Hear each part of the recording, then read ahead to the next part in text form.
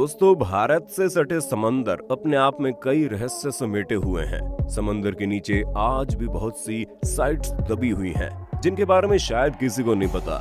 आज से कुछ वर्षों पहले एक ऐसी जगह की खोज हुई थी, जिसके बारे में जानकर लगभग हर कोई हैरान रह गया। जी आपने बिल्कुल सही समझा, हम बात कर रहे हैं गुजरात के ऐतिहासिक द्वारका नगरी की, जो आज भी गहरे समंदर में मौजूद है। दोस्तों, ये बात तो हम सभी जानते हैं कि भगवान श्री कृष्ण का जन्म मथुरा में हुआ। कृष्ण पले बड़े गोकुल में और राज कृष्ण जी ने द्वारका में किया। द्वारका का नाम सुनते ही हमारे दिमाग में सीधा एक सवाल आता है कि एक वक्त में द्वारका, जो भगवान कृष्ण का प्रिय था, वो आखिर डूब क्यों गया? इसके बाद भगवान श्री कृष्ण का क्या हुआ? अगर आपके मन में ये सारे सवाल है तो घबराओ मत, क्योंकि आज हम आपके सामने इन सारे रहस्यों से पर्दा उठाएंगे। इसलिए इस वीडियो को अंत तक देखिए और कमेंट सेक्शन में जय श्री कृष्ण जरूर बोलिए। दोस्तों, द्वारिका, जिसका दूसरा नाम एक समय में कृष्ण नगरी हुआ करता था, महाभारत में कथा लिखी हुई है। उस कथा के हिसाब से भगवान श्री कृष्ण जी ने जब अपने मामा कंस को मार गिराया, तब जरासंध ने प्रण लिया कि वो भगवान कृष्ण और यदुवंशियों को खत्म कर देगा। इसलिए जरासंध को जब भी मौका मिलता, वो मथुरा पर हमला कर देता। वो गुस्से में इतना पागल हो चुका था कि वो रुकने का नाम ही नहीं ले रहा था।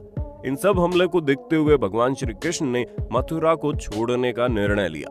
भगवान श्री कृष्ण ने समंदर के किनारे बहुत ही सुंदर नगर की स्थापना की और इसी का नाम रखा गया द्वारका। यहाँ पर श्री कृष्ण अपने लोगों के साथ सुकून के साथ जीवन यापन करने लगे। ऐसे करते करते वक्त आगे बढ़ता गया और लगभग 36 सालों तक भगवान श्री कृष्ण ने द्वारका पर राज किया। पर एक दिन जैसे ही श्री कृष्ण ने अपने शरीर को छोड़ा, वैसे ही द्वारका भी समंदर में डूब गई। दोस्तों, हमारे ग्रंथों में इसको लेकर दो कहानियां प्रचलित है।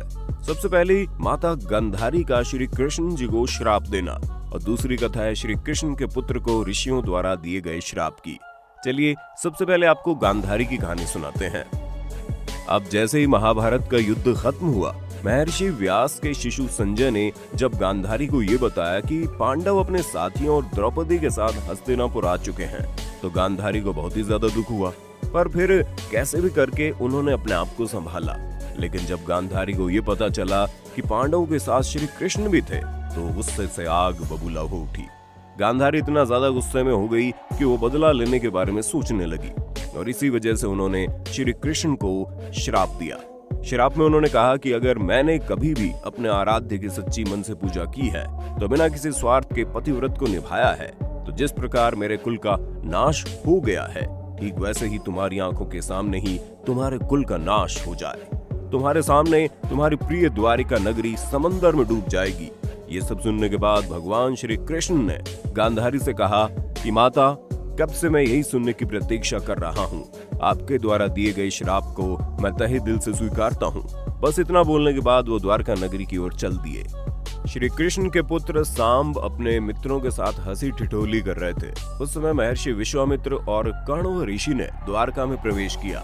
जब सांब के कुछ मित्रों की दृष्टि इन महान ऋषियों पर पड़ी, तो इन पुण्य आत्माओं का अपमान कर बैठे। इन युवकों ने सांब को एक महिला के वेश में तैयार किया और महर्षि विश्वामित्र तथा कण्व ऋषि के सामने पहुंचकर उनसे बोले, ये स्त्री गर्भवती है, आप देखकर बताइए इसके गर्भ से क्या उत्पन्न होगा। दोनों ऋषि युवकों के इस मजाक से बहुत ज्यादा क्रोधित हो गए।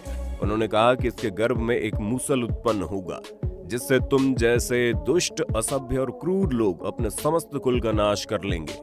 अब इस घटना का पता जब श्री कृष्ण को चला, तो उन्होंने कहा ये ऋषियों की वाणी है, ऐसे ही व्यर्थ नहीं जाएगी। और अगले दिन सांब ने मूसल को उत्पन्न किया।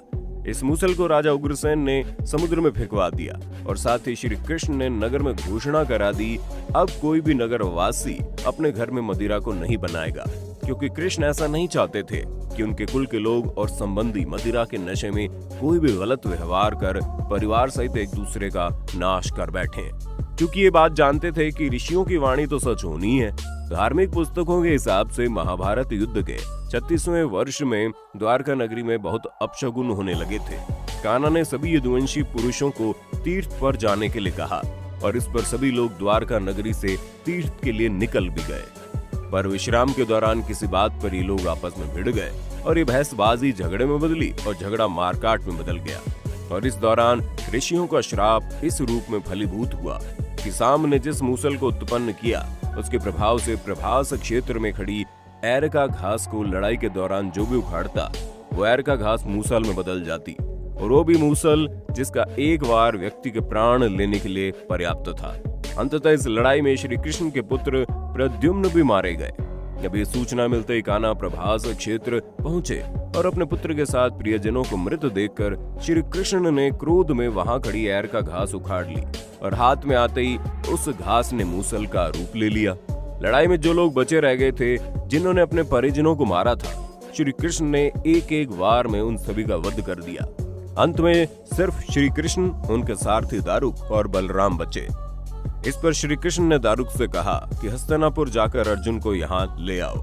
फिर बलराम को वहीं रुकने को कहा और स्वयं अपने पिता को इस संहार के बारे में सूचित करने द्वारका चले गए। कान्हा ने वासुदेव को इस नरसंहार के बारे में बताया और कहा जल्द यहाँ अर्जुन आएंगे, तब तक आप नगर की स्त्रियों और बच्चों को संभालिए। अब जब श्री कृष्ण वापस प्रभास क्षेत्र पहुंचे तब बलराम जी ध्यानावस्था में बैठे हुए थे, इसलिए कान्हा के पहुंचते ही उनके शरीर से शेष नाग निकले और समुद्र में चले गए। अब श्री कृष्ण इधर उधर घूमते हुए अपने जीवन और गांधारी के शाप के बारे में सोचने लगे। फिर एक पेड़ की छांव में जाकर बैठ गए। ठीक उसी समय जरा नाम का एक शिकारी का बाण श्री कृष्ण के पैर में आकर लगा, जिसने दूर से उनके पैर के अंगूठे को हिरण का मुख समझकर बाण चला दिया था। जब वो शिकारी शिकार उठाने वहां पहुंचा तो श्री कृष्ण को देखकर क्षमा मांगने लगा। कान्हा ने उस शिकारी को माफ किया और खुद अपना शरीर त्याग दिया। तभी शिकारी हस्तिनापुर गया और सारी बात बताई। वहीं दूसरी ओर अर्जुन भी द्वारिका पहुंच गए थे।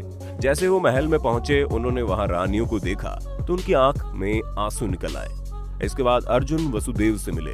अर्जुन को देखकर वसुदेव बिलख बिलख के रोने लगे। वसुदेव ने अर्जुन को श्री कृष्ण का संदेश सुनाते हुए कहा कि द्वारका शीघ्र ही अब समुद्र में डूबने वाली है, अतः तुम सभी नगरवासियों को अपने साथ यहाँ से ले जाओ। वसुदेव की बात सुनकर अर्जुन ने दारुक से सभी मंत्रियों को बुलाने के लिए कहा। मंत्रियों के आते ही अर्जुन ने कहा, मैं सभी नगरवासियों को यहाँ से इंद्रप्रस्थ ले जाऊंगा, क्योंकि शीघ्र ही इस नगर को समुद्र डुबो देगा। अर्जुन ने मंत्रियों से कहा कि आज से ठीक 7वें दिन सभी लोग इंद्रप्रस्थ के लिए प्रस्थान करेंगे, इसलिए आप शीघ्र ही इसके लिए तैयारियां शुरू कर दें। ये बात सुनते ही सभी मंत्री तुरंत अर्जुन की आज्ञा के पालन में जुट गए। बता दे कि अर्जुन ने वो रात श्री कृष्ण के महल में ही बिताई और अगली सुबह श्री कृष्ण के पिता वसुदेव जी ने भी प्राण त्याग दिए। अर्जुन ने विधि विधान से उनका भी अंतिम संस्कार किया।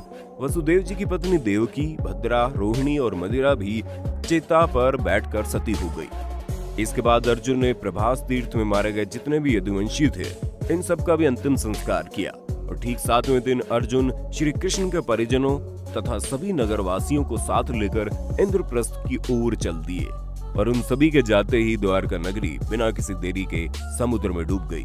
ग्रंथों में लिखा हुआ है कि यह दृश्य देखकर सभी को बड़ा आश्चर्य हुआ। आपकी जानकारी के लिए बता दें दोस्तों, उस वक्त के पिलर और अवशेषों के बारे में समुद्र से अब तक जानकारी मिलती रहती है। इतना ही नहीं, द हिंदू की रिपोर्ट के हिसाब से 1963 में सबसे पहले द्वारका नगरी का excavation Deccan college Pune, department of archaeology और गुजरात सरकार ने मिलकर किया था। इस दौरान उन लोगों को करीब 3000 साल पुराने बर्तन तक मिले थे। बात यहीं पर खत्म नहीं हुई दोस्तों।